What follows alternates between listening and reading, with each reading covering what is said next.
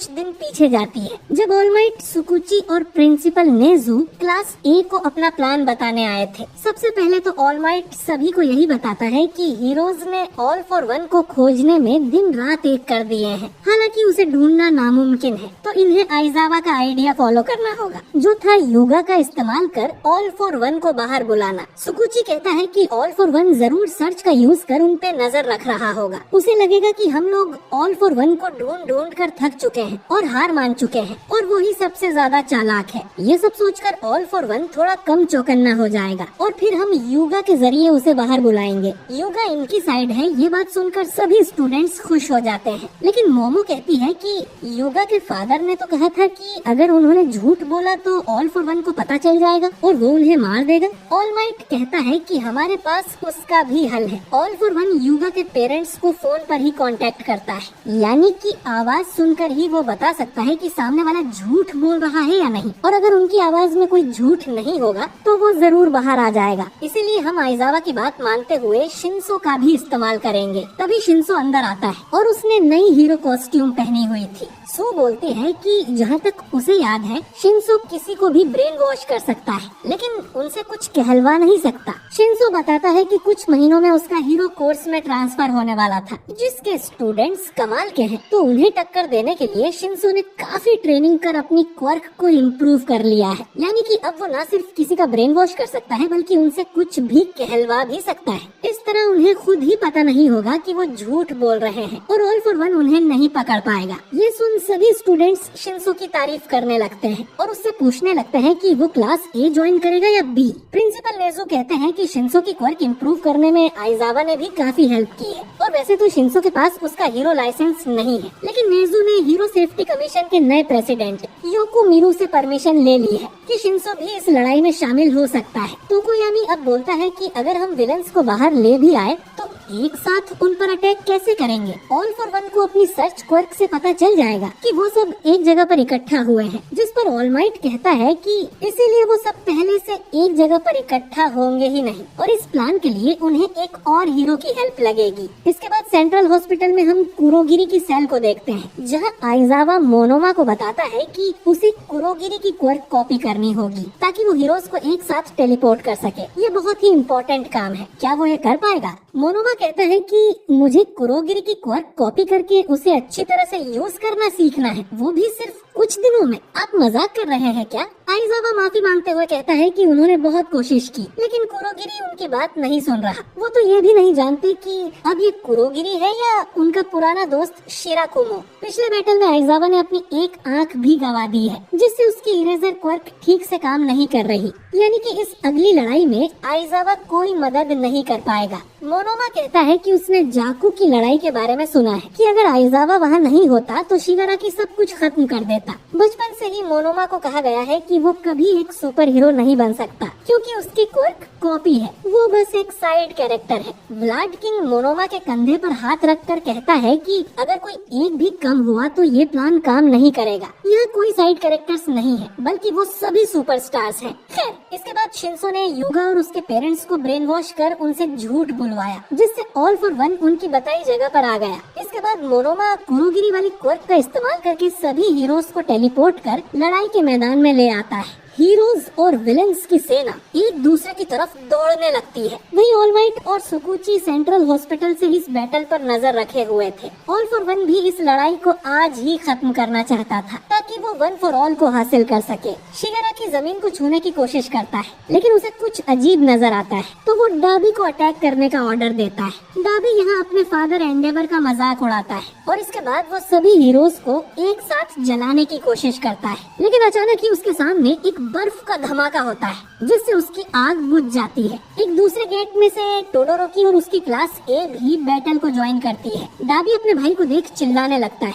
All for one सोचता है कि ये लोग सच में यही लड़ने वाले हैं। तभी ऑल माइट ट्रॉय सिस्टम को एक्टिवेट कर देता है। अचानक ही जमीन के अंदर से कुछ मेटल केजेस बाहर निकलते हैं जो कि विलेंस को अलग अलग पिंजरों में कैद कर लेते हैं। विलेंस कुछ ही सेकंड्स में इन पिंजरों को तोड़ के बाहर आ सकते हैं। तो फिर उन्हें बंद करने का मतलब क्या है? ऑल माइट और सुकुची बात करते हैं कि इस बार हमारा प्लान जरूर कामयाब होगा। उन्होंने पहले भी ऑल फॉर वन को खत्म करने की कोशिश की थी जिसमें ऑल माइट को परमानेंट चोट आ गई थी, लेकिन वो दोनों अब भी जिंदा हैं और इस बार वो इस लड़ाई को खत्म करके ही रहेंगे। खैर, मोनोमा अब इन पिंजरों के पीछे भी पोर्टल्स खोल देता है और रॉकेट बूस्टर के जरिए ये पिंजरे उन पोर्टल्स में जाने लगते हैं। ऑल फॉर वन समझ जाता है कि हीरोज उन सभी विलेंस को अलग अलग करने की कोशिश कर रहे हैं ताकि अकेले में उन्हें आराम से हराया जा सके। विलेंस अब पिंजरों को तोड़कर बाहर निकलने की कोशिश करते हैं, लेकिन हीरोज उन्हें धक्का मारकर वापस पोर्टल में भेजने लगते हैं। इन सभी हीरोज ने अपना अपना केज भी चुन लिया था जिसके विलेंस से इन्हें लड़ना है। केजेस को धकेलते हुए ये खुद भी पोर्टल के अंदर जा रहे थे। वहीं मोनोमा, जो कि यहाँ का रिंग मास्टर है, जोर जोर से हंस रहा था। एक एक करके सभी पिंजरे पोर्टल में चले जाते हैं। डेकू और बाकुगो को शिगाराकी वाले पोर्टल में जाना था, लेकिन डेकू को अचानक ही एक दूसरे पोर्टल में खींच लिया जाता है। बाकुगो ये देख कंफ्यूज हो जाता है कि डेकू दूसरे पोर्टल में क्यों गया।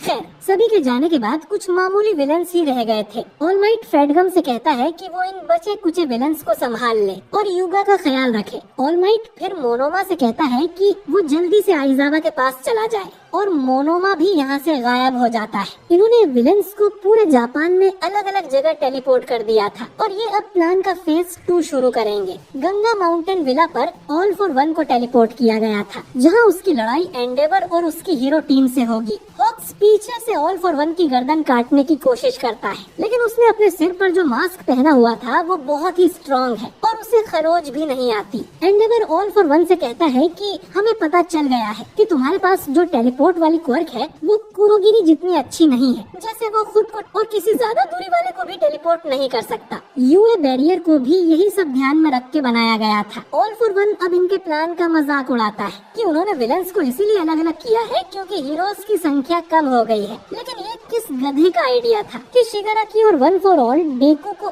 एक ही बैटल अरेना में डाला जाए, और उससे भी बुरा कि तुमने अपने दोनों बेटों को ही आमने सामने खड़ा कर दिया और तुम्हारे फैलाए रायते को समेटने का काम अपने ही छोटे बेटे को दे दिया। वहीं दूसरी तरफ हम देखते हैं कि यूए स्कूल अब हवा में उड़ रहा था। पूरे स्कूल को एक बैटल अरेना में बदल दिया गया था और शिगाराकी को यहीं पर टेलीपोर्ट किया जाता है। बाकुगो बेस्ट जीनेस्ट को बताता है कि एक बुरी खबर है, डेकू यहाँ पर नहीं है। वहीं डेकू को हम एक आइलैंड पर देखते हैं जिसे टोगा ने अपने पोर्टल में खींच लिया था। यहाँ उराराका और सू भी थी, जो ये देख शॉक हो जाती हैं कि डेकू यहाँ क्या कर रहा है। वहीं डेकू समझ नहीं पाता कि टोगा के लिए उसकी डेंजर सेंस एक्टिवेट क्यों नहीं हुई। इधर 8 शॉट, नेजिरे, सनीटर और मिर्को भी यूए अरेना में आते हैं। बाकुगो उन्हें बताता है कि डेकू को किसी और पोर्टल में खींच लिया गया है। नेजिरो कहती है कि उन्हें सबको ये बताना होगा। वहीं मिर्को को तो बस इतिहास के सबसे महान विलन से लड़ना था। शिगाराकी को पता चलता है कि वो लोग आसमान में हैं और सिर्फ उस अकेले विलन को ही यहाँ टेलीपोर्ट किया गया है। वो ऑल फॉर वन से कहता है कि इस बार मेरे दिमाग में घुसपैठ मत करना। शिगाराकी तुरंत नीचे ग्राउंड को छूता है और अपने डीके का यूज कर सब कुछ तबाह करने लगता है, लेकिन अचानक उसके नीचे की जमीन शिगाराकी को हवा में उछाल देती है। शिगाराकी इस अरेना की इलेक्ट्रोमैग्नेटिक बाउंड्री से जाके टकराता है और उसे जोरदार बिजली का झटका लगता है। बेस्ट जीनिस्ट अब अपनी कार्बन फाइबर से शिगाराकी को पकड़कर जमीन पर पटक देता है। शिगाराकी को समझ आता है कि अगर वो यहाँ के ग्राउंड को डीके करने की कोशिश करेगा तो ग्राउंड का एक टुकड़ा उसे हवा में उछाल देगा और सिर्फ वो टुकड़ा ही तबाह होगा। उन्होंने ये ग्राउंड शिगाराकी के डीके के लिए ही बनाया है। शिगाराकी अब जीनेस्ट का मजाक उड़ाते हुए कहता है कि ये अरेना हवा में उड़ रहा है तो ऐसे तो उनके पास खड़े रहने के लिए जमीन ही नहीं बचेगी। बेस्ट जीनेस्ट कहता है कि उनके पास रॉ मटेरियल की कोई कमी नहीं है। शिगाराकी देखता है कि उस खाली जगह पर नए पीसेस आकर लग जाते हैं। बेस्ट जीनेस्ट बोलता है कि तुम्हें समझ नहीं आया क्या शिगाराकी, ये जगह तुम्हें हराने के लिए ही बनाई गई है और इसका नाम है कॉफिन इन द स्काई। इस अरेना के नीचे हम पावर लोडर, सेमेंटोस और हत्सुमे की पूरी क्लास को देखते हैं, जिनका काम था बैटल में तबाह हुए हिस्से को तुरंत नए पीसेस में रिप्लेस करना। मोमो भी इनके साथ थी, जो कि जल्दी जल्दी स्पेयर पार्ट्स बना रही थी। बेस्ट जीनेस्ट बताता है कि शिगाराकी की ताकत और स्पीड बिल्कुल प्राइम ऑल माइट जितनी है। उसके खिलाफ जो 2 लड़ाई लड़ी गई थी उनका एनालिसिस करके ही इस अरेना को बनाया गया है। अरेना को हवा में उड़ाने का आइडिया हत्सुमे का था, साथ ही ग्राउंड को को छोटे छोटे ड्रोन्स में कन्वर्ट करने का भी, ताकि शिगाराकी ना तो यहाँ से भाग पाए और न ही कुछ डीके कर पाए। इसे बनाने के लिए कई लोगों ने कड़ी मेहनत की है। वहीं इसके इलेक्ट्रोमैग्नेटिक बैरियर को पावर देने का काम कामिनारी और उसके जैसे बिजली की क्वर्क वाले स्टूडेंट्स कर रहे थे। इतने लोगों की मेहनत से ये अरेना तैयार हुआ है। अब सभी हीरोज एक एक करके शिगाराकी पर अटैक करने लगते हैं। मिर्को भी उसे एक जोरदार लात मारती है। शिगाराकी अब सोचता है कि देखे नहीं तो क्या हुआ, उसके पास और भी तो क्वर्क्स हैं। वो शॉक वेव से जीनेस्ट पर अटैक करने लगता है, पर बाकुगो उसे याद दिलाता है कि भूल गए जाकू में क्या हुआ था। शिगाराकी को रियलाइज होता है कि उसकी सारी क्वर्क्स इरेज कर दी गई है। वो इलेक्ट्रिसिटी जनरेटर के ऊपर मोनोमा को बैठा हुआ देखता है, जो कि आइजावा की क्वर्क इरेजर यूज कर रहा था। अब वैसे तो यूता, मेरा मतलब है मोनोमा, सिर्फ 5 मिनट्स के लिए ही किसी की क्वर्क कॉपी कर सकता है, लेकिन आइजावा को लगातार छूते रहने की वजह से उसकी ये लिमिट बढ़ गई है। पर इस प्लान का सबसे बड़ा हिस्सा डेकू था, जो कि यहाँ पर है ही नहीं। और अब तो शिगाराकी की बॉडी भी पिछली बार की तरह इनकम्प्लीट नहीं है। खैर, मिर्को अब फिर से शिगाराकी पर अटैक करने जाती है, लेकिन शिगाराकी का लेफ्ट हैंड अचानक ही बड़ा होने लगता है। बाकुगो कहता है कि इसकी ये पावर उन्होंने पहले कभी नहीं देखी। शिगाराकी अपने इस बड़े से हाथ से मिर्को पर जोरदार अटैक करता है और इरेजर हेड से कहता है कि तुमने इस बार मुझे निराश कर दिया इरेजर हेड। और ये एपिसोड यहीं पर एंड हो जाता है। तो दोस्तों, फाइनल बैटल शुरू हो चुका है और आज का एपिसोड मुझे बहुत ज्यादा पसंद आया है। हमें हर एपिसोड में ऐसे ही बड़े झटके लगने वाले हैं। बाकी अगले एपिसोड को बिल्कुल भी मिस ना करने के लिए अगर आप हमारे चैनल पर नए हैं तो चैनल को सब्सक्राइब करके बेल आइकन जरूर दबाइए। मैं मिलता हूँ आपसे बहुत ही जल्द अगले वीडियो के साथ। शुक्रिया।